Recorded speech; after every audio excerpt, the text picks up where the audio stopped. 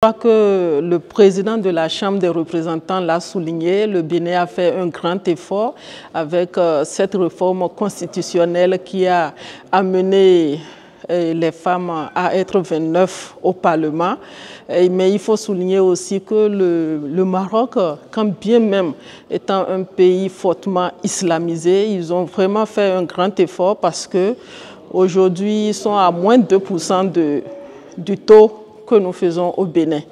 Et je crois qu'il faille que nous échangions avec les femmes pour voir vraiment la stratégie qui a été mise sur pied pour que bon nombre de femmes s'intéressent à la politique, ce qui a permis au gouvernement vraiment de mettre les femmes au devant des choses, parce qu'il nous a expliqué,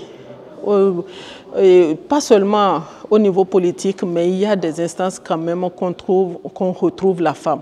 Tout d'abord, sur le plan économique, vous savez que le Bénin et le Maroc, ils développent depuis 1966 une relation d'amitié qui se manifeste au niveau du Bénin par l'implication du Maroc dans le développement de notre pays, surtout dans le secteur de la télécommunication.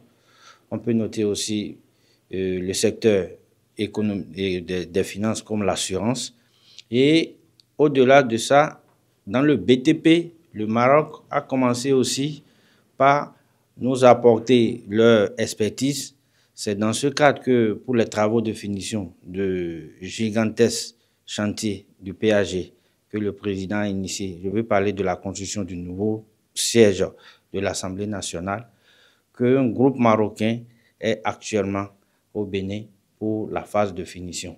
Donc, c'est pour dire que le Bénin et le Maroc, ils ont sur beaucoup de domaines, des relations gagnant-gagnant qui font que cette visite va encore renforcer cette relation.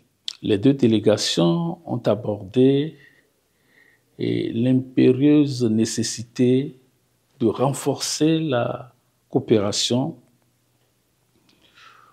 au niveau des deux parlements du point de vue de la digitalisation du travail législatif et du renforcement des capacités des élus, surtout dans leur rôle de contrôle de l'action gouvernementale.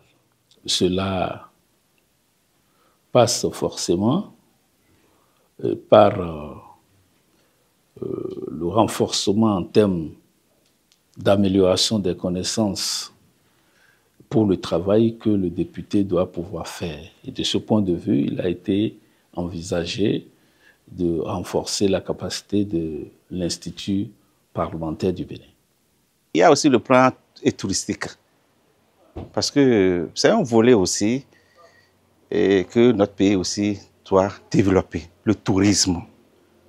Ça, nous avons visité beaucoup de sites touristiques et qui fait aussi rentrer beaucoup de l'argent dans le pays.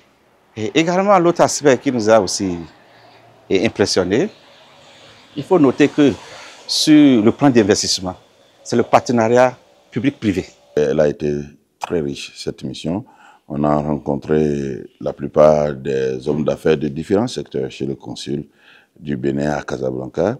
Et au cours de nos échanges, il apparaît clairement que le Maroc peut beaucoup sur le plan agricole pour le Bénin.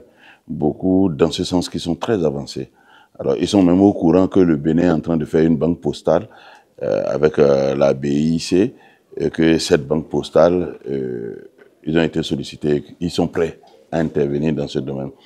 Donc, grosso modo, je dirais que les échanges ont été fructueux et que la balle est désormais dans notre camp. Il y a quelques petites barrières politiques qu'il faut lever. Je pense que le président de l'Assemblée s'en chargera. Quant à nous, nous attendons impatiemment donc cette coopération dans tous les domaines et surtout dans le domaine agricole.